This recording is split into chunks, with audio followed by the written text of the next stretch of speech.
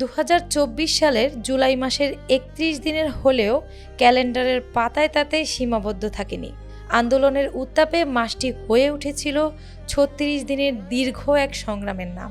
এই 36 জুলাই শুধু একটি প্রতীকী তারিখ নয়, এটি হয়ে উঠেছে বাংলাদেশের ইতিহাসের এক অবিচ্ছেদ্য নতুন অধ্যায়। রক্তাক্ত সেই আন্দোলনের মধ্য দিয়েই 36 জুলাই হয়ে উঠেছে স্বাধীনতার পরবর্তী বাংলাদেশের অন্যতম গুরুত্বপূর্ণ পালাবদলের মুহূর্ত।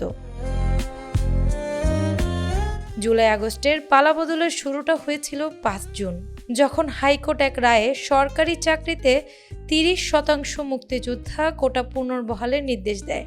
রায়ের খবর ছড়িয়ে পড়ার পরপর সাধারণ শিক্ষার্থীদের মধ্যে ব্যাপক ক্ষোভ সৃষ্টি হয়। তারা একে বৈষম্যমূলক ও অন্যায্য হিসেবে উল্লেখ করে সোচ্চার হতে থাকেন।